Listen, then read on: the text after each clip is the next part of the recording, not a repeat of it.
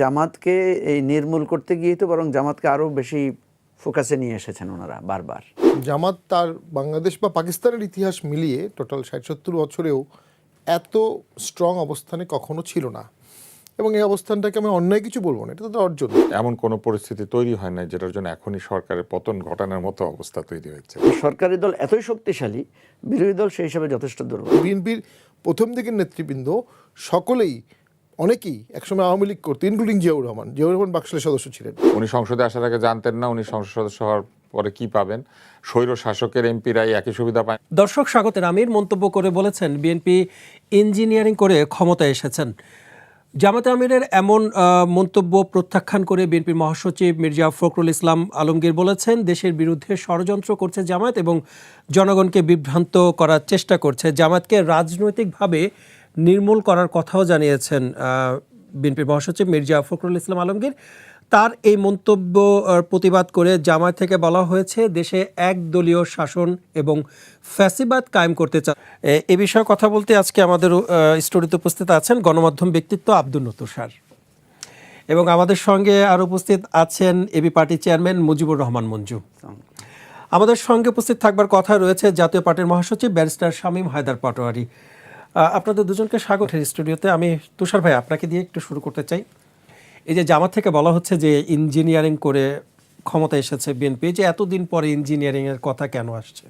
আমার মনে হয় এটা ঠিক হচ্ছে না অভিযোগটা। এই জন্য যে ইঞ্জিনিয়ারিং হয়ে থাকলে তো সেটা প্রমাণ সহ তাদের অভিযোগ করার জায়গা আছে। নির্বাচন কমিশনে যেতে পারেন, আদালতে যেতে পারেন, গণমাধ্যমকে ইঞ্জিনিয়ারিংয়ের প্রমাণ দেখাতে পারেন, অথবা আন্তর্জাতিক যে কমিউনিটি আছে তাদেরকেও, আন্তর্জাতিক সম্প্রদায়কেও তারা জানাতে পারেন। তো সেগুলি কিছু না করে হঠাৎ করে ইঞ্জিনিয়ারিংয়ের অভিযোগ করাটা আসলে যুক্তিসঙ্গত হচ্ছে না। আর যদি ইঞ্জিনিয়ারিং হয়ে থাকে তাহলে ইঞ্জিনিয়ারিংয়ের এই সংসদে তারা গেলেন কেন, মানে সেটাও তো একটা প্রশ্ন। তো আমার মনে হয় যে অভিযোগগুলি অনেকটাই রাজনৈতিকভাবে প্রভাবিত। তবে পরের যেটা আপনি বলেছেন যে মির্জা ফখরুল সাহেব জামাতের রাজনীতিকে নির্মূল করার কথা বলেছেন, নির্মূল করার শব্দটা ভালো না আর কি, নির্মূল শব্দটাই ঠিক না। কেউ কাউকে নির্মূল করবে না, বরং আদর্শিকভাবে প্রতিহত করবে, আদর্শিকভাবে লড়াই করবে, এবং সেই লড়াইয়ের মধ্যে দিয়ে জনপ্রিয়তা বাড়িয়ে কমিয়ে রাজনৈতিক যে লক্ষ্য সেটা অর্জন করবে। তো উনি হয়তো পুরোনো দিনের মানুষ, নির্মূল শব্দটা হয়তো উনি মানে যেভাবে বলেছেন হয়তো ওইভাবে হয়তো অর্থ হবে না, আমি ধরে নিচ্ছি আর কি। অনেক বয়স্ক মানুষ বলেছেন, তিনি কি অন্য কিছু বোঝাতে চেয়েছেন? আমার ধারণা উনি জামাতের শক্তিকে মানে ছোট করে দেওয়ার কথা এই অর্থে বলেছেন। নির্মূল যে করা যায় না এটা তো সবাই জানে, নির্মূল শব্দটা ঠিক না। জি, আসবো আপনার কাছে আর একবার। জনাব মুজিবুর রহমান মঞ্জু, আপনার কাছে একটু আসতে চাই। মির্জা ফখরুল ইসলাম আলমগীরের যে এমন মন্তব্য, এটা কি গণতান্ত্রিক ভাষা হতে পারে কিনা, বা কিভাবে দেখছেন এই মন্তব্যকে? না, আমার কাছে মনে হয় মির্জা ফখরুল ইসলাম আলমগীরের এই ভাষাটা নিয়ে যথেষ্ট সমালোচনা হচ্ছে। কারণ আমরা দেখেছি যে মির্জা ফখরুল ইসলাম আলমগীরের অতীতে উনি জামাত প্রসঙ্গে অনেক প্রশংসা করেছেন, বিভিন্ন বক্তব্যে আমরা পাই আর কি। অতীতে ওনারা যেহেতু একসাথে ছিলেন, একসাথে আন্দোলন করেছেন, একসাথে সরকারেও ছিলেন। মির্জা ফখরুল সাহেব তো জামাতের আমির যে নিজামী সাহেব, ওনার স্টেট মিনিস্টার ছিলেন, একই মিনিস্ট্রিতে কাজ করেছেন, এবং ওনার স্মৃতিচারণে সবসময় আমরা দেখেছি যে উনি কোনো সময় জামাতের ব্যাপারে খুব পজিটিভ কথাও বলেছেন। তো এখন যেহেতু ওনাদের মধ্যে একটা ক্ষমতার দ্বন্দ্ব, রাজনৈতিক মতো পার্থক্য শুরু হয়েছে, তখন একে অপরের বিরুদ্ধে কথা বলছেন, অতীত নিয়ে টানাটানি করছেন, নানা ধরনের, যেটা আমরা চেয়েছিলাম যে একটা নতুন রাজনৈতিক বন্দোবস্ত হবে, এই পুরানো বিষয়টা আর চলবে না, যেটা আমরা চেয়েছিলাম। বাট সামহাও এটা তো হচ্ছে। তো এই জায়গা থেকে আমার কাছে যেটা মনে হয় যে এটা আমাদের জন্য খুবই অনাকাঙ্ক্ষিত, বা যেটা তুষার ভাই যেটা বলেছেন আর কি, যে দেখেন জামাতকে এই নির্মূল করতে গিয়ে তো বরং জামাতকে আরও বেশি ফোকাসে নিয়ে এসেছেন ওনারা বারবার। কোনো দলকে, যেমন জামাতের ব্যাপারে সবসময় আমরা যেটা দেখি যে জামাতের বিরুদ্ধে যে অভিযোগ, তারা স্বাধীনতা বিরোধী শক্তি বা স্বাধীনতার যুদ্ধের বিরুদ্ধে ছিলেন, এইটাকে এই জিনিসটা বারবার আসছে কেন? ধরেন জামাত যদি স্বাধীনতা বিরোধিতায় তার যদি সুস্পষ্ট অবস্থান থাকে এবং এটা যদি অপরাধ হয়ে থাকে, তাহলে তো তাকে একটা বিচারিক প্রক্রিয়ায় আনা যেত। মানে স্বাধীনতার পরপরই তো মুক্তিযুদ্ধের সপক্ষের শক্তির দাবিদার যারা প্রধান, তারাই তো ক্ষমতায় ছিলেন। এরপরে লম্বা সময় যদি বিএনপি ক্ষমতায় থাকে, তো বিএনপিও তো মির্জা ফখরুল সাহেবদের দল, যদি আমি ধরে নিই সেটা। এবং আমরা তো দেখলাম বরং বিএনপি জামাতের সাথে আন্দোলন করেছে, এবং জামাত যে তখন নিষিদ্ধ ছিল ৭২-এর পরে, এই ৭২ সংবিধানের অধীনে বিএনপি জামাতকে এসে রাজনৈতিকভাবে স্বীকৃতি দিয়েছে, আবার জামাত নামের রাজনীতি করার পথটা আমরা খুলে গত দিয়েছে। 16 বছরও দেখেছি যে একসাথেই তারা আন্দোলন করেছেন। এই মানে মানে আমি কি বলবো, যে এই চিন্তাটাই হচ্ছে একটা সেকেলে চিন্তা। আপনি কাউকে নির্মূল করে দিবেন, আসলে তো যেটা করতে হবে সেটা হচ্ছে রাজনৈতিকভাবে মতাদর্শিক জায়গা থেকে বিতর্কটা তুলতে হবে। যেমন ব্যক্তিগতভাবে আমি জামাতের দুইটা বিষয়ে বিতর্ক তোলার পক্ষে। একটা হচ্ছে একটা ধর্মীয় রাজনীতি আমাদের রাজনীতির জায়গায় এসে কীভাবে কাজ করার ক্ষেত্রে কী কী প্রতিবন্ধকতা পায়। জামাত কিন্তু নিজেও এই ধর্মীয় রাজনীতির জায়গায় এসে একটা মেইন স্ট্রিম পলিটিক্যাল পার্টি হওয়ার ক্ষেত্রে অনেক প্রতিবন্ধকতা তারা ফেস করছে। আপনারা দেখবেন যে এবার তারা যখন ইয়েতে গেলেন, শহীদ মিনারে গেলেন ফুল দিতে, তারপরে আপনার এই জাতীয় স্মৃতিসৌধে গেলেন ফুল দিতে, তখন কিন্তু নানা রকমের প্রশ্ন বানে তারা জর্জরিত হয়েছেন। সরি। এবং দলের মধ্যেও কিন্তু এটা নিয়ে প্রশ্ন এসেছে, কারণ জামাত একটা ধর্মতাত্ত্বিক দল। ধর্মতাত্ত্বিক জায়গা থেকে তার রাজনৈতিক পদক্ষেপের সাথে অনেকগুলো কনফ্লিক্ট তৈরি করছে। জামাতকে আপনি সেই জায়গায় প্রশ্ন তুলতে পারেন, জামাতকে সেই মতাদর্শিক জায়গায় আপনি জামাতকে ক্রিটিক করতে পারেন। আচ্ছা, এই দিকে আবার প্রশ্ন তোলার সুযোগ আছে কিনা, যেহেতু জামাত বলছে যে ইঞ্জিনিয়ারিং করে বিএনপি ক্ষমতা এসেছে, এই ইঞ্জিনিয়ারিং এর কারণে কি জামাত 68টি সিট পেয়েছে? এবারের ইলেকশনে আপনি ইন্টারেস্টিং একটা ঘটনা দেখবেন বিএনপিরও বেশ কিছু লোক নির্বাচনে কারচুপির অভিযোগ তোলে নির্বাচন কমিশন অভিযোগ দিয়েছে, আবার জামাতও দিয়েছে অনেকগুলো অভিযোগ। তাহলে বোঝা যাচ্ছে কি, দুই দলের পক্ষ থেকে নির্বাচনে এক ধরনের কারচুপি বা নির্বাচনে এক ধরনের ম্যানিপুলেশনের অভিযোগ এসেছে। তো এটাতে বোঝা যাচ্ছে যে উভয় দলই কোনো না কোনো ক্ষেত্রে নির্বাচনকে প্রশ্নবিদ্ধ বা নির্বাচন সুষ্ঠু হয় নাই বলে তাদের অসন্তুষ্টি আছে। দ্বিতীয় হচ্ছে জামাতের আমির যে কথাটা বলেছেন, উনি কিন্তু স্পেসিফিক দুই একটা উদাহরণ দিয়েছেন। একটা হচ্ছে উনি আমাদের যেই জনপ্রশাসন প্রতিমন্ত্রী আছেন, জনপ্রশাসন না, সম্ভবত এলজিআরডি, স্থানীয় সরকার প্রতিমন্ত্রী যে কথাটা বলেছেন যে ট্রফি দেওয়ার বিষয়টা, যে তারেক রহমান লন্ডনে গিয়ে ট্রফি নিয়ে এসেছেন, নির্বাচনের তারিখ নিয়ে এসেছেন। এই জায়গায় যদি আপনি দেখেন প্রচুর পরিমাণে আপনি বলতে পারবেন যে এই মানে অন্তর্বর্তীকালীন সরকার সামহাউ বিএনপির একটা প্রভাবের মধ্যে ঢুকে গিয়েছিলেন। কারণ এটা তো সত্য যে তারেক রহমান এবং ডক্টর ইউনূসের বৈঠকের পরেই কিন্তু নির্বাচনের ডেটটা ঘোষণা করা হয়েছে। এরপরের অনেকগুলো কার্যক্রমে এক ধরনের চাপে এমনটা করা হয়েছে কিনা, যে নির্বাচনের তারিখ ঘোষণা, যেটা মানে অনেক দিন ধরে বলা হচ্ছিল নির্বাচন কবে হবে আদৌ হবে কিনা, এমন কিন্তু একটা শঙ্কা ছিল না। শেষ পর্যন্ত যে 12 তারিখে কোনো চাপে আমরা যেটা দেখেছি, অন্তর্বর্তীকালীন সরকার কখনোই নির্বাচন হবে না, নির্বাচন করতে চায় না, নির্বাচন বিলম্বিত হবে, ধরনের কোনো কথা বলেননি, কিন্তু মানে এক ধরনের আশঙ্কা তৈরি হয়েছিল সাধারণ মানুষের মাঝেও, এই ধরনের আশঙ্কা ছিল যে নির্বাচন আসলে হবে কিনা। না, এই আশঙ্কা তো ধরেন আমার ব্যক্তিগতভাবে অভিমত হচ্ছে আমরা সবসময় এই আশঙ্কাকে নাকচ করেছি। কারণ প্রফেসর ইউনূস বারবার বলে এসেছেন, আপনি দেখবেন ওনার কথার মধ্যে একটা মানে ধারাবাহিকতা ছিল। উনি ওই যে ডিসেম্বরের মধ্যে বা জুনের মধ্যে, ডিসেম্বর থেকে জুন, এই ধরনের কিছু কথা উনি কিন্তু মানে মিনিংফুল কথা বলেছেন। এবং ইন্টারনালি আমরা দেখেছি যে নির্বাচন করার ব্যাপারে ওনার কোনো অনাগ্রহ ছিল না। তবে মিডিয়ায় নানা ধরনের বিএনপির পক্ষ থেকে নানা অভিযোগ ছিল যে উনি ইলেকশন করতে চান না, ইত্যাদি ইত্যাদি। অর্থাৎ আপনি অনেকগুলো কথা আমি এখানে বলতে পারি, যেমন ধরুন রাষ্ট্রপতি বলছেন যে উনি বিএনপির কাছ থেকে একজন আশ্বাস পেয়েছেন, বা মানে কি বলা যায় যে এক ধরনের সাহায্য পেয়েছেন। তার মানে কি, এখানে একটা প্রশ্ন। দ্বিতীয় প্রশ্ন হচ্ছে, আমরা তারেক রহমান যখন আপনি দেখবেন যে উনি এসেছেন, ভোটার হয়েছেন, অল্প 2 দিনের মধ্যে উনি ভোটার হয়েছেন, তখন কিন্তু ভোটার হওয়ার ডেট পার হয়ে গেছে। তাইলে এই যে স্পেশালি ওনাকে কনসিডার করা হচ্ছে, তারপর উনি যখন বাংলাদেশে ফিরলেন ওনাকে একেবারে এক্সট্রা অর্ডিনারি প্রটোকল দেওয়া হয়েছে, অ্যাজ ইফ মানে বাংলাদেশের রাষ্ট্রপ্রধান বাংলাদেশে প্রবেশ করছেন, এই ধরনের।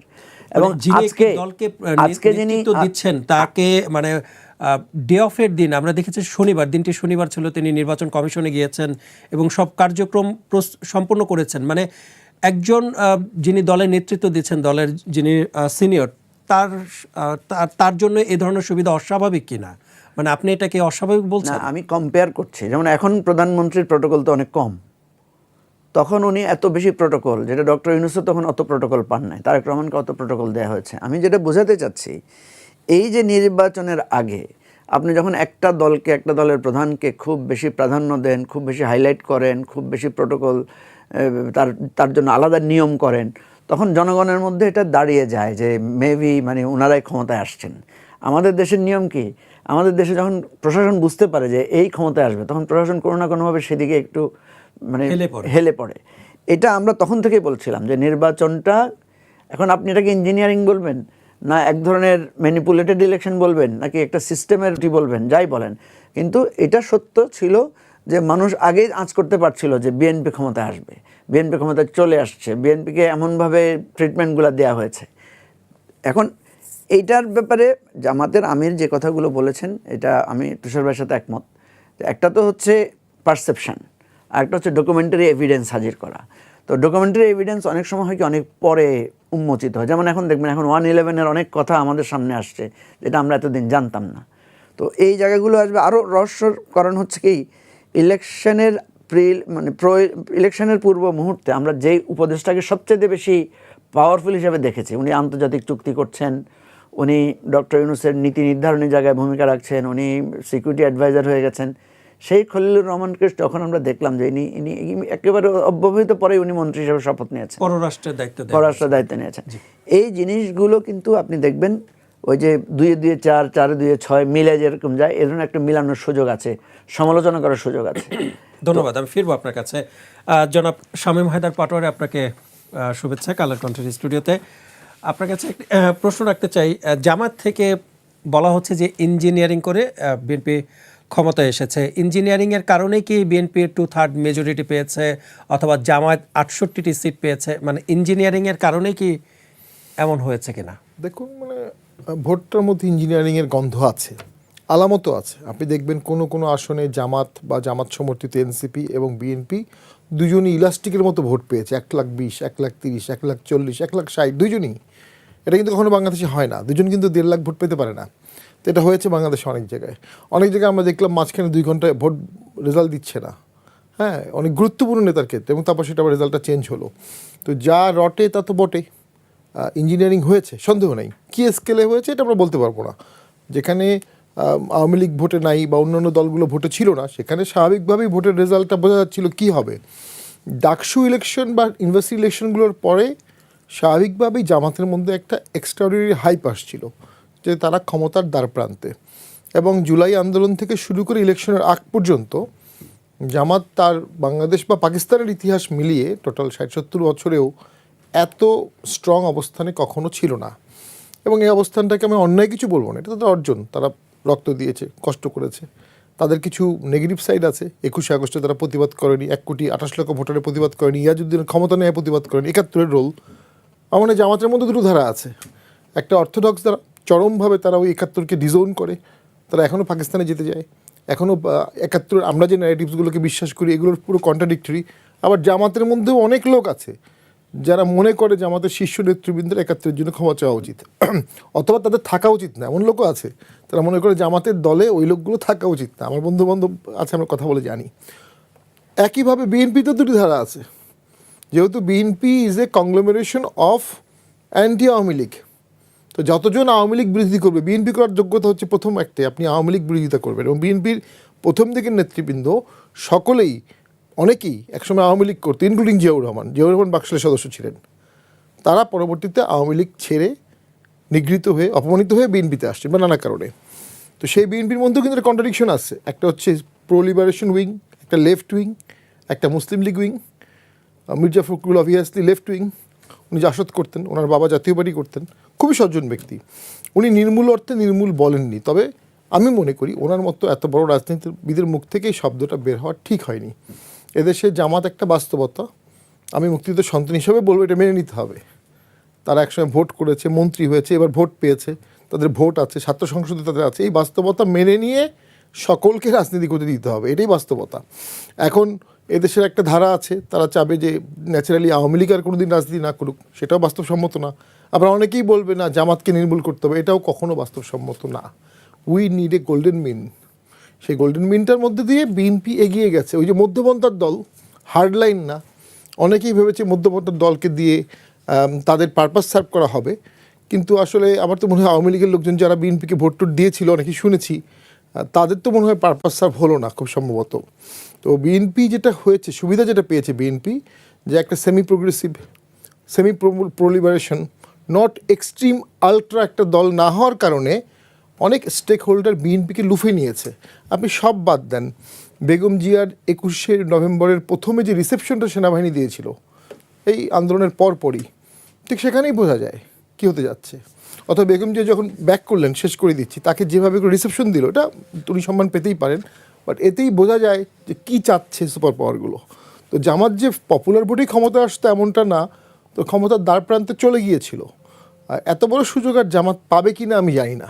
ইনক্লুশন করলে পেতে পারে, যদি এক্সক্লুশনের রাজনীতি করে, বাদ দেওয়ার, আঘাত করার, তাহলে আরও কমে আসবে জামাত। জি, আমি ফিরবো আপনার কাছে। জনাব আব্দুল তুষার, একটু আসতেছি আপনার কাছে আরও একবার। প্রধানমন্ত্রী তারেক রহমান তিনি বলেছেন যে কিছু রাজনৈতিক দল সংসদ এবং সংসদের বাইরে জনগণকে বিভ্রান্ত করার চেষ্টা করছে, তিনি ষড়যন্ত্রের গন্ধ পাচ্ছেন, এমন কথাও বলছেন। আবার জামায়াতের পক্ষ থেকে বলা হচ্ছে যে সংসদে তাদের কণ্ঠরোধ করার কারণেই বাধ্য হয়ে রাজপথে নামছেন তারা। আসলে কি হচ্ছে দেশের রাজনীতিতে? মাননীয় প্রধানমন্ত্রীর একজন মুখপাত্র রয়েছেন, তার বক্তব্যের ব্যাখ্যা আসলে তার কাছ থেকে চাইলে সবচেয়ে ভালো, কেননা অফিসিয়ালি তার বক্তব্যের ব্যাখ্যা তিনি দিবেন। তবে আমি যেটা বুঝতে পেরেছি, এটা একটা রাজনৈতিক বক্তব্য, যে বক্তব্যের মধ্যে উনি যেটা বোঝাতে চেয়েছেন সেটি হচ্ছে যে রাজনৈতিক দলগুলির যে আচরণ, সেই আচরণের মধ্যে এক ধরনের অসহিষ্ণুতা এবং এক ধরনের আমি বলবো যে কুৎসা রটানোর একটা প্রবণতা আসলেই লক্ষ্য করা যাচ্ছে। পাশাপাশি আন্দোলনের ডাক দেওয়া, সরকার পতন আবার ঘটাতে হবে, নতুন 24 হবে, এই ধরনের কিছু কথাবার্তাও এসেছে। তো এই কথাগুলি তো এক ধরনের অনভিপ্রেত, এই কারণে যে এমন কোনো পরিস্থিতি তৈরি হয় না যেটার জন্য এখনই সরকারের পতন ঘটানোর মতো অবস্থা তৈরি হয়েছে। আর সংসদে কণ্ঠরোধের নমুনা দেখা যায় না, বরং আমরা তো দেখলাম যে সংসদে সব ধরনের দাবি দাওয়া উত্থাপন করা যাচ্ছে। মাইক বন্ধ করে দেওয়া বা কথা বলতে না দেওয়ার যে পুরনো একটা ব্যাপার ছিল, সেটাও দেখা যাচ্ছে না। এমনকি সংসদে জামাতের সভাপতি তিনি তো বললেন যে তারা মন পাওয়ার চেষ্টা চালিয়ে যাচ্ছেন। তো যাদের মন পাওয়ার জন্য চেষ্টা এত, তাদের বিরুদ্ধে আবার আন্দোলন কী করে হয়? আপনি কি যার মন পেতে চান তার বিরুদ্ধে আন্দোলন করবেন, তার পতন ঘটাতে চাইবেন? তো ব্যাপারটা কেমন জানি আর কি। তো সংসদে কোনো কণ্ঠরোধের প্রবণতা নাই, বরং সংসদে এমন কিছু দাবি দাওয়া উত্থাপিত হয়েছে যেটা বিরোধী দলের একাংশের নির্বাচন পূর্ববর্তী অবস্থানের সঙ্গে সঙ্গতিপূর্ণ না। যেমন একটি হচ্ছে সরকারি পয়সায় গাড়ি চাওয়া এবং সরকারি পয়সা অফিস চাওয়া এবং সরকারি খরচে মানে রাজনৈতিক কর্মকাণ্ড অব্যাহত রাখার বিষয়টি চাওয়া। সংসদে যারা যান তারা দলীয়ভাবে মানুষের কাছে ভোট চান এবং ভোট চেয়ে তারা সংসদে দায়িত্ব পালন করতে চান।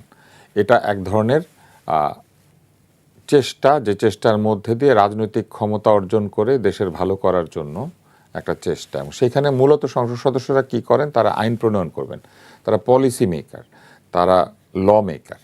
তো ল মেকাররা এলাকায় এলাকায় ঘুরবেন, ইউনো সাহেবের অফিসের মধ্যে বসে অফিস করবেন, আবার নিজেদের গাড়ি নাই কেন এটা তুলনা করবেন সরকারি কর্মকর্তার সাথে।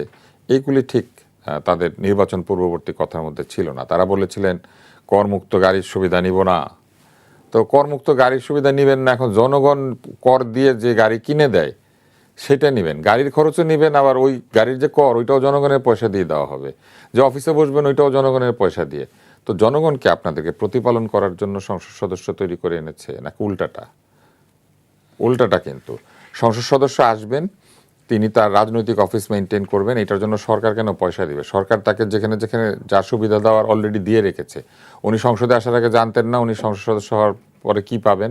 স্বৈর শাসকের এমপিরাই একই সুবিধা পায় নাই? তো ওনারা দেখে এখন স্বৈর শাসকের এমপিদের চেয়েও বেশি সুবিধা চাইছেন। এর কারণ কি? এবং এটি যিনি চেয়েছেন হাসনাত আব্দুল্লাহ, এর চেয়ে দুঃখ আর পাওয়ার মতো কিছু নাই। কারণ উনি একাধিক জায়গাতে বলেছেন যে উনি ওনার আত্মীয় স্বজন পর্যন্ত যদি কেউ কিছু চায় উনি সেটা দিবেন না, মানে নিবেন না। তো নিবেন না বলে যে গাড়ি চেয়ে বসলেন। আমার কাছে মনে হয় যে পতনের ষড়যন্ত্র সরকারের বিরুদ্ধে না, বরং নিজেরাই নিজেদের পতনের ঘন্টা বাজাতে শুরু করেছেন। মুখে এক কথা বলে পরে আরেক কথা বললে, মুখে এক কথা বলে আরেক কাজ করলে, আমার তো মনে হয় যে এনসিপি নিজের পতন নিজে ঘটাতে শুরু করেছে। জি, আমি ফিরবো আপনার কাছে। জনাব মুজিবুর রহমান মঞ্জু, আপনার কাছে আসতে চাই আরও একবার। এই যে তুষার ভাই যেটা বললেন যে সংসদে তো আমরা এমন দেখিনি যে মাইক বন্ধ করে দেওয়া অথবা কণ্ঠরোধ করে দেওয়া, বরঞ্চ অনেক সময় যে মন পাওয়ার কথাও বলা হচ্ছে। সংসদের ভেতরে ঐক্য, বাইরে তাহলে মানে অনৈক্য কেন? হ্যাঁ, সংসদের ভেতরে আর বাইরে কিন্তু দুটো রূপ দেখা যাচ্ছে। কেন এটি? সংসদে যে আন্তরিক বা সংসদে যেরকম খুনসুটি আমরা দেখতে পাচ্ছি, আর বাইরে আমরা দেখছি যে খুব উত্তপ্ত অবস্থা। প্রথম কথা হচ্ছে, দেখেন, অতীতের যে কোনো সংসদের চাইতে এবারের সংসদটা ভিন্ন। কারণ অতীতে দেখা গেছে প্রথম অধিবেশনেই বিরোধী দল বর্জন করেছে, বা নির্বাচন, এবারে তো বিরোধী দল বলছে নির্বাচন ম্যানিপুলেশন হয়েছে বা ইঞ্জিনিয়ারিং হয়েছে, কিন্তু তারা কিন্তু শপথ নিয়েছে, অংশগ্রহণও করেছে। তো সেই জায়গা থেকে একটা ডেভেলপমেন্ট আমরা দেখতে পাচ্ছি যে বিরোধী দল প্রথম দিন থেকে সংসদে আছেন, এবং একটা জায়গায় আমরা দেখলাম যে সরকারি দল বিরোধী দলের মধ্যে যখন স্পিকার নির্বাচন হচ্ছে সেখানেও তারা মানে মেনে নিয়েছেন, ডেপুটি স্পিকারের নির্বাচনের ক্ষেত্রেও তারা মেনে নিয়েছেন। এইগুলো কিছু পজিটিভ দিক আমরা দেখলাম। মানে বিরোধের প্রধান কারণটা হচ্ছে আপনার প্রথম দিন থেকেই যে সংবিধান সংস্কার পরিষদের শপথ না নেয়া এবং গণভোটকে প্রশ্নবিদ্ধ করার পার্লামেন্টে যে কাজগুলো হয়েছে, এটাই কিন্তু প্রথম থেকেই একটা অনৈক্য, যেটা হয়তো পার্লামেন্টে খুব বেশি হচ্ছে না। কারণ পার্লামেন্টে আমরা দেখছি সরকারি দল আর বিরোধী দলের কিন্তু রেশিও হিসেবে অনেক দুর্বল। মানে সরকারি দল এতই শক্তিশালী, বিরোধী দল সেই হিসাবে যথেষ্ট দুর্বল, যার কারণে এটা রাজপথে উত্তপ্ত যে অংশটা আমরা দেখছি সেটা বাইরে গড়াচ্ছে। সংসদেও কিছুটা উত্তপ্ত ছিল, যে আপনার দুটো ঘটনা নিয়ে তো ওয়াকআউটও হয়েছে 4 বার, এই পর্যন্ত প্রায় 4 বার তারা ওয়াকআউটের।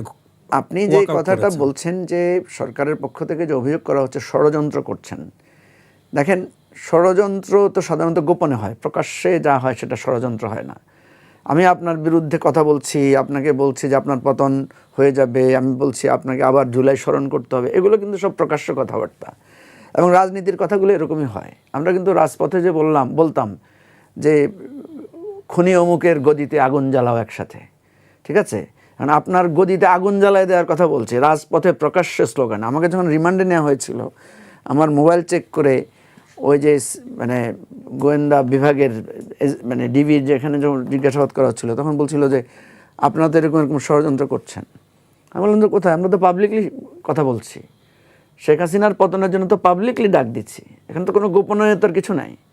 সুতরাং এই জায়গা থেকে আমরা দেখছি যে বিরোধী দলের কাজ কি? বিরোধী দলের কাজই তো হচ্ছে আপনার যথাযোগ্য বিরোধিতা করা। আপনার কাজ হচ্ছে বিরোধী দলকে বিরোধিতার সুযোগ না দেয়া, বিরোধী দল যাতে আপনার কোনো অভিযোগ তুলতে না পারে সেই ব্যাপারে আপনি কর্মক্ষম থাকবেন। আমরা এখন পর্যন্ত যা দেখছি, এখন পর্যন্ত খুব বেশি শুধুমাত্র সোশ্যাল মিডিয়ার কারণে কিছু নোংরা কাজকর্ম হচ্ছে, এটা উভয় দলের পক্ষ থেকে হচ্ছে, উভয় পক্ষ থেকে হচ্ছে। এটা ছাড়া আদার্স যে সমস্ত বিরোধিতা বা রাজনৈতিক উত্তাপ দেখতে পাচ্ছি, এটা আমাদের দেশে খুব বেশি অস্বাভাবিক কিছু না। যেটাকে নিয়ে বেশি অস্বাভাবিকতা হচ্ছে সেটা হলো আপনার জুলাই সনদ বাস্তবায়ন, গণভোটের রায়, জুলাই সনদ বাস্তবায়ন আদেশ, এবং যেটা প্রথমেই আমাদের মানে জটিলতা তৈরি হয়েছে সেটা হচ্ছে সংবিধান সংস্কার পরিষদের শপথ না নেওয়া। বিরোধী দল থেকে বলা হচ্ছে যে সংস্কারের পথে প্রধান বাধা বিএনপি সরকার। আসলে সংকটটা আসলে কোথায় তাহলে? সংকটটা খুবই স্পষ্ট, সেটা হচ্ছে বিএনপি যখন সংস্কারের জায়গায় নোট অফ ডিসেন্ট দিয়েছে একদম ফান্ডামেন্টাল জায়গাগুলোতে, যেমন কী কী বিষয়ে নোট অফ ডিসেন্ট দিয়েছে দেখেন। তত্ত্বাবধায়ক সরকারের জায়গায় একটা জায়গায় নোট অফ ডিসেন্ট দিয়েছে। তারপরে আপনার যে বিএনপি যে মানে বাইক্যামেরাল পার্লামেন্টের কথা বলেছে, আপার হাউসের কীভাবে নির্বাচিত হবে সেই জায়গায় বিএনপি নোট অফ ডিসেন্ট দিয়েছে। বিএনপি নোট অফ ডিসেন্ট দিয়েছে কিসে?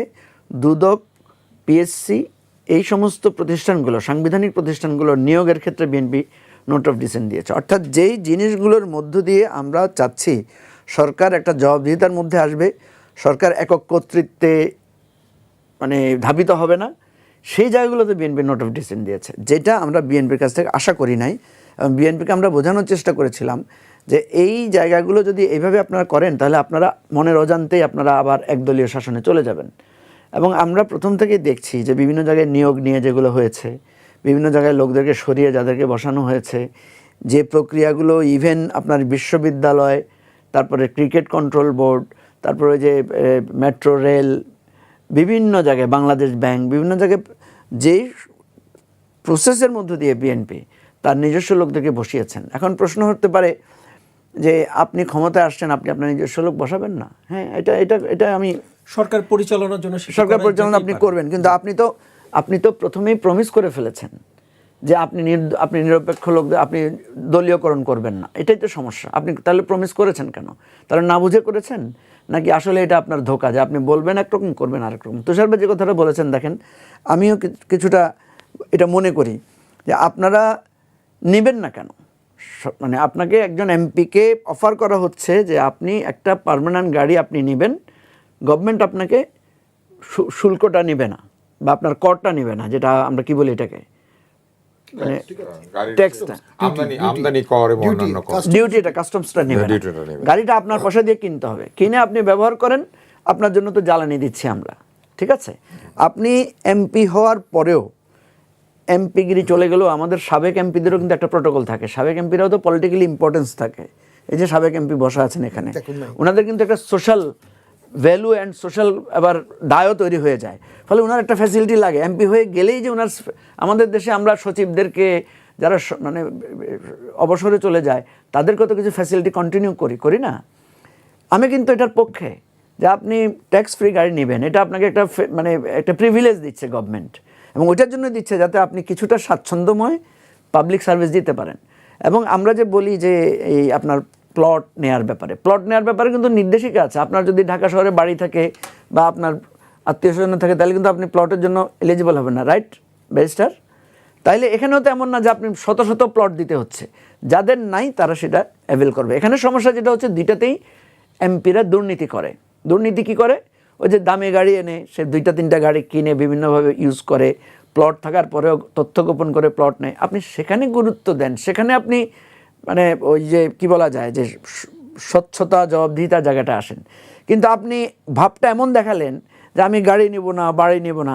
এখন যেটা আপনি নিচ্ছেন, তখন যদি বলতেন যে আমি ট্যাক্স ফ্রি গাড়ি নিব না, আমি আপনার প্লট নিব না, কিন্তু আমাকে এই ধরনের সার্ভিসটা দিতে হবে, কারণ নাইলে আমি কাজ করব কীভাবে? এটাও তো একটা যৌক্তিক কথা। একজন এমপিকে তো মানে আপনার ইউনোর কিন্তু 8টা-5টা অফিস আছে, এমপির কিন্তু 8টা-5টা নাই।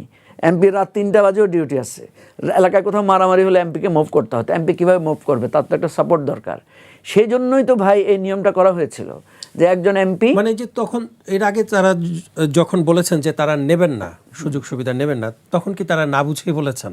না, এটা এক ধরনের স্ট্যান্ডবাজি আমি যেটা মনে করি। আমি কিন্তু তখনও প্রতিবাদ করেছিলাম, যখন বলেছিল নেবে না তখনও প্রতিবাদ করেছিলাম যে এটা একটা প্রিভিলেজ। এই প্রিভিলেজটা দেয়া হচ্ছে কেন? আপনাকে আপনার শৌখিনতার জন্য তো দেওয়া হচ্ছে না, সার্ভিসের জন্য দেওয়া হচ্ছে।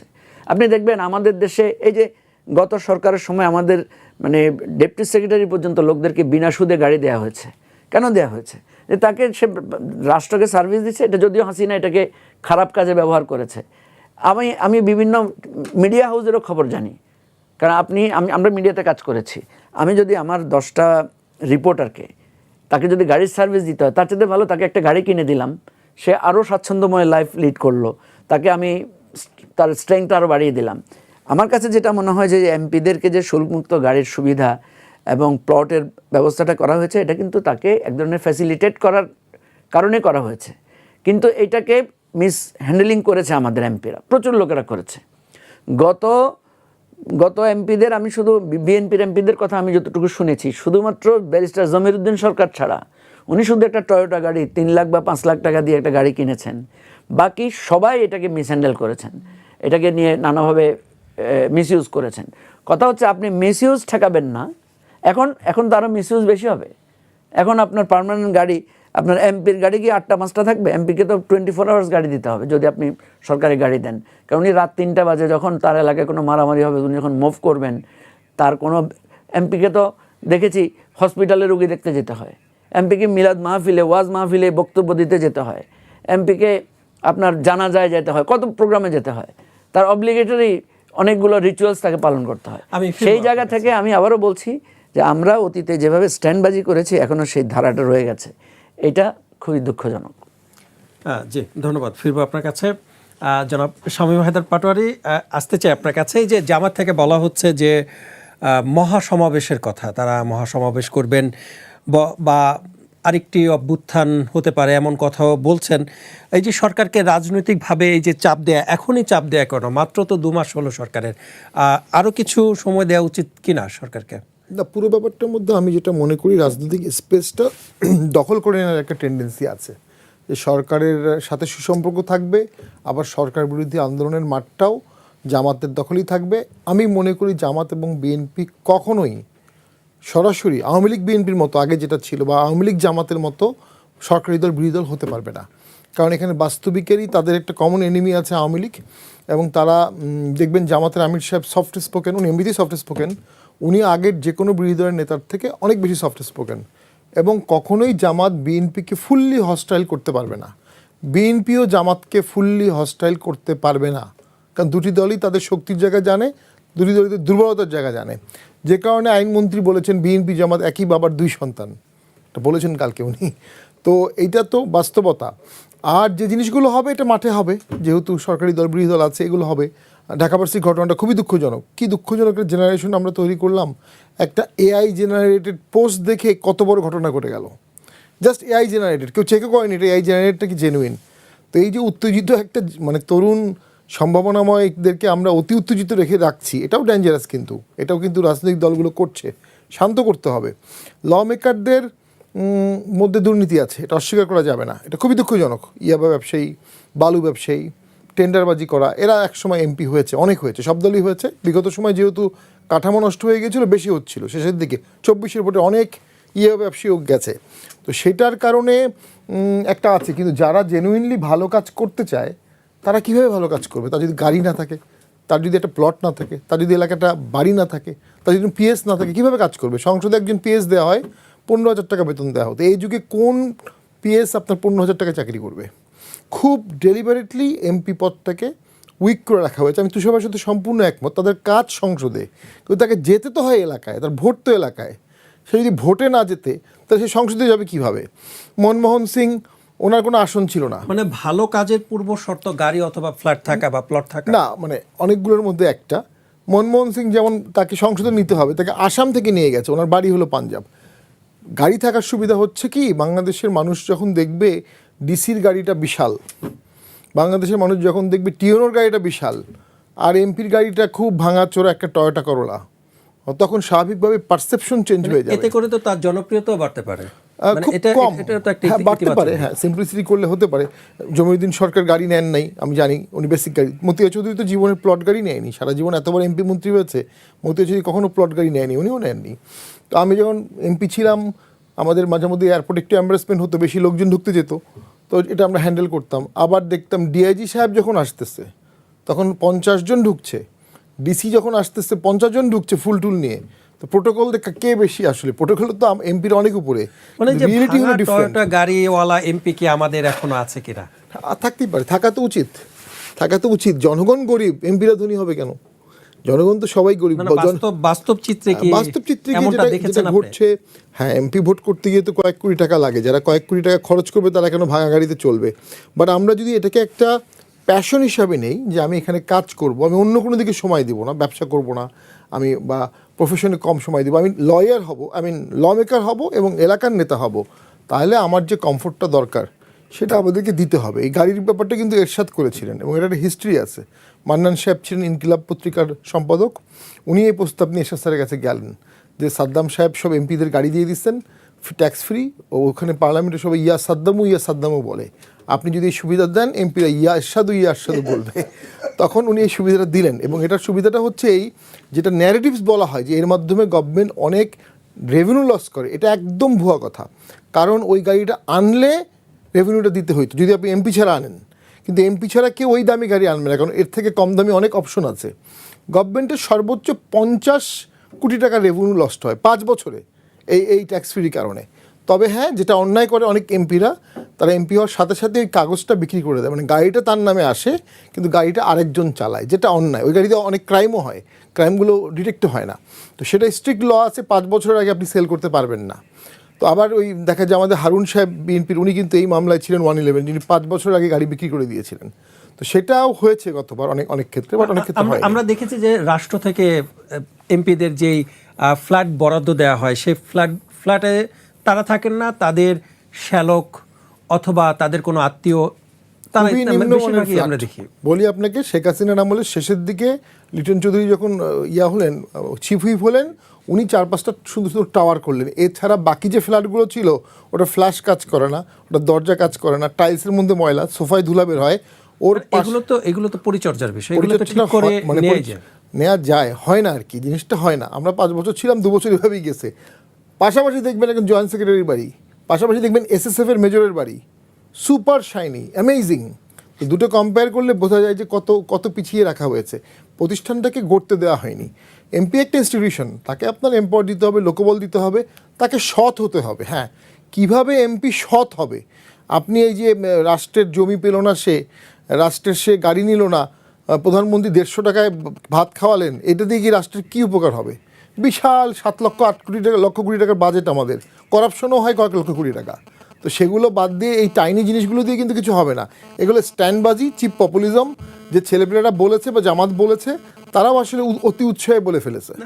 আমরা যেটা দেখেছি যে যিনি এই গাড়ির কথা বলেছেন সংসদে দাঁড়িয়ে, তার সংগঠনের নেতাই এয়ারপোর্ট থেকে প্রায় 200 গাড়ি নিয়ে তার নিজ এলাকায় গিয়েছেন। হ্যাঁ, ও রিয়েলিটি এবং বাস্তবতা তিনি তো তো অনেক কোনো সংসদ ডিফারেন্ট। সদস্য নয়, আমি পার্সোনালি অথবা যেটা মনে মন্ত্রী কোনো করি পদমর্যাদা নেই। যে সংসদে প্রচুর আইনজীবী থাকা প্রয়োজন, ডাক্তার থাকা প্রয়োজন, ইঞ্জিনিয়ার থাকা প্রয়োজন, চার্টার অ্যাকাউন্টেন্ট, এবং তারা তাদের প্রফেশনাল এক্সপিরিয়েন্সটা সংসদে নিয়ে আসবে, এবং যতদিন সংসদে থাকবে তার প্রফেশনাল ক্যারিয়ারটা সে ডিস্টার্ব হবে, তাকে লস অফ আর্নিংয়ের সেটা কম্পেনসেট করতে হবে। আমি সেবামূলক জিনিসটা বলতে পারি, এমপিদের তো ভোটে 3 থেকে 5 কোটি টাকা খরচ হয়, এটা কোত্থেকে আসবে? এমপিরা করাপ্টেড হয় কেন? মানে যারা করাপ্টেড হতে চায় না তারপরেও করাপ্টেড হয়, কারণ তাকে যেদিন এমপি হয় পরের দিনই চিন্তা করতে হয় যে আমার নেক্সট ভোটের টাকা আসবে কোত্থেকে। এখন আরেকটু কথা বলি, সংসদে কণ্ঠস্বর জামাতের দুর্বল, কণ্ঠস্বরই তো পাচ্ছি না, দুর্বল তো পরের কথা। এক সালাউদ্দিন সাহেব যে গতিতে বোলিং করছেন, ওটা ব্যাট করার মতো লোক অপোজিশনে আমি অন্তত এখন পর্যন্ত দেখছি না, হয়তো 6 মাস পরে তৈরি হবে। অপোজিশনের এখন টেকনোক্র্যাট এমপি নেওয়া প্রয়োজন, মঞ্জু ভাইয়ের মতো লোক বা আরও যারা আছে ফ্লুয়েন্ট, এরকম 8-10 জন লোক যদি অপোজিশনে না থাকে, এই সংসদ নিষ্প্রভ হয়ে যাবে। এবং অলরেডি একটা ডিলেমার মধ্যে আছে জামাত, তারা কি প্রকৃত বিরোধী দল হবে ইন এ সেন্স যেটা বলে, নাকি তারা অ্যাডজাস্টমেন্ট করবে? আমার মনে হয় জামাত নিজেও এই সিদ্ধান্ত এখন নিতে পারছে, এবং এটা কঠিন সিদ্ধান্ত, এই সিদ্ধান্ত তারা নিতেও পারবে না। তো এখানে এই ডিলেমার মধ্যে থেকে তো আপনি প্রকৃত বিরোধী দল হতে পারবেন না, যে সমস্যা জাতীয় পার্টিও ছিল, উই অ্যাডমিট দ্যাট। জি, ধন্যবাদ আপনাকে। তুষার ভাই, আপনার কাছে একটু আসতে চাই আমি। এই যে গণভোটের পক্ষে, হ্যাঁ ভোটের পক্ষে যে প্রচারণা চালাতে প্রায় 1 কোটি টাকা বাংলাদেশ ব্যাংক থেকে যে টাকাটা দেয়া হয়েছিল, এটি আত্মসাতের অভিযোগ উঠছে এবং অভিযোগ উঠছে। এই বিষয়টা আসলে মানে তারা কেন এই টাকাটা আত্মসাৎ করলেন, অথবা মানে কি উদ্দেশ্য করলেন এটা? বাংলাদেশ ব্যাংক প্রথমে এই টাকাটা দিল কেন, এটা হচ্ছে প্রথম প্রশ্ন। বাংলাদেশ ব্যাংকের কাছে গণভোটের প্রচারণা চালানো, সরকারি প্রতিষ্ঠান যে কিনা কেন্দ্রীয় ব্যাংক, সে কি প্রচারণা চালাবে গণভোটের জন্য? বাংলাদেশ ব্যাংকের তো প্রচারণা চালানো উচিত টাকা পাচারের বিরুদ্ধে, বাংলাদেশ ব্যাংকের প্রচারণা চালানো উচিত ব্যাংক লুটপাটের বিরুদ্ধে, বাংলাদেশ ব্যাংকের প্রচারণা চালানো উচিত ব্যাংক এবং অন্যান্য আর্থিক প্রতিষ্ঠানের নিরাপত্তা কিভাবে রক্ষিত হবে, আমানতকারীরা কিভাবে তাদের স্বার্থ পাবেন। বাংলাদেশ ব্যাংক প্রচারণা চালাবে তার যারা জনগণ, যারা বাংলাদেশ ব্যাংকের সুবিধাভোগী, আমরা যারা বাংলাদেশ ব্যাংকের টেন্ডারটা নিয়ে ঘুরি, মানে যে কাগজটা যেটার মধ্যে লেখা আছে চাহিবা মাত্র বাহককে দিতে বাধ্য থাকিবে, বাংলাদেশ ব্যাংক তো এগুলা বোঝানোর জন্য আমাদেরকে চেষ্টা করবে। বাংলাদেশ ব্যাংক কী কারণে গণভোটের প্রচারণা চালাবে? এটা তো হচ্ছে প্রথম প্রশ্ন। ইউনূস সাহেব এরকম অনেক কাণ্ড কারখানা করে গিয়েছেন। ইউনূস সাহেব তো আসলে নিয়ম নীতির তোয়াক্কা করতেন না, উনি নিজেও স্বৈরাচারী ছিলেন, এবং ওনার স্বৈরাচারটাকে সবাই মেনে নিয়েছে কীভাবে জানেন? উনি একটা নোবেল পুরস্কার পেয়েছে। আমার ধারণা যে শেখ হাসিনা নোবেল পুরস্কার পাইলে মনে হয় বাঙালি জাতি তাকেও ইউনূস সাহেবের মতো মহাজ্ঞানী মনে করতো, এবং নোবেল পুরস্কার পেয়ে গেলে বলতো যে না ঠিক আছে, নোবেল বিজয়ী যা খুশি তাই করতে পারে। নোবেল বিজয় করে কি উনি যা খুশি তাই করার অধিকার পেয়ে গিয়েছিলেন? উনি তো যা খুশি তাই করেছেন। আমরা দেখেছি নির্বাচনের ঠিক 3 দিন আগে গোপন চুক্তি করেছে। হ্যাঁ, গোপন চুক্তি তো করেন নাই, চুক্তি তো গোপন থাকে নাই, ওটা বের হয়ে গিয়েছে অনেকখানি। হ্যাঁ, কিন্তু উনি চুক্তিটা গোপন রাখার জন্য চেষ্টা করেছেন। তারপর উনি আরো অনেক রকম অদ্ভুত অদ্ভুত কাজ করেছেন। এখন বাংলাদেশ ব্যাংক 1 কোটি টাকা দিয়েছে, কাকে দিয়েছে? তাকেই বা কেন দিবে? এটা আপনি আমাকে বলেন। বাংলাদেশ ব্যাংক যদি প্রচারণা চালাতে চায়, তাহলে একটা বিডিং হবে যে কারা সবচেয়ে ভালো প্রচারণাটা চালাতে পারবে, প্রচারণার যে মেটেরিয়াল কন্টেন্ট সেটা তারা প্রেজেন্ট করবে, সেখানে সবচেয়ে ভালো কন্টেন্ট যার সেটা প্রচারণা হবে। আর যদি এটাই হয়ে থাকে যে সরকারের যে কন্টেন্ট, নির্বাচন কমিশনের যে কন্টেন্ট, ওই একই কন্টেন্টই প্রচার করবে কেউ 1 কোটি টাকা নিয়ে, তাহলে তো এটা পরিপূর্ণভাবে দুর্নীতি। কেননা যে কাজটা নির্বাচন কমিশনই করছে বা নির্বাচন কমিশন কাউকে দিয়ে করাচ্ছে বা বিভিন্ন প্রতিষ্ঠানকে সরকার করাচ্ছেন বিভিন্ন প্রতিষ্ঠান দিয়ে, তারাই এই টাকাটা নেবে। হঠাৎ করে যে কি যেন লোকটার নাম, কি নাম, রিশাদ আজিম নাকি, রিশাদ আজিম, বৈষম্য বিরোধী ছাত্র হ্যাঁ হ্যাঁ, বৈষম্য বিরোধী ছাত্র সভাপতি, রিফাত, হ্যাঁ কি নাম, রিফাত রশিদ। হ্যাঁ, তো এই রিফাত রশিদকে কি কারণে দিবে? ওনার কোন যোগ্যতাতে তাকে 1 কোটি টাকা দেওয়া হয়েছিল? বাংলাদেশ ব্যাংক তো আসলে একটা অদ্ভুত প্রতিষ্ঠানে পরিণত হয়েছে। আমানতদারদের স্বার্থ রাখতে পারে না, আমানতদারদের টাকা লুটপাট হয়ে গেছে, তারা সেটাকে তো রাখেই না, উল্টা তাদের কর্মকর্তারা ঘুষ খেয়ে আমানতদারদের স্বার্থকে জলাঞ্জলি দিয়েছেন। হলমার্ক থেকে টাকা লুট হয়েছে, বিভিন্ন সরকারি ব্যাংক থেকে টাকা লুট হয়েছে। সরকারি ব্যাংকের টাকা যাতে এনবিএফআইতে রাখা যায় সেই নির্দেশ জারি করে সরকারের টাকা বেসরকারি প্রতিষ্ঠানে ঢুকিয়ে দিয়ে সেটা লুটপাট করানো হয়েছে।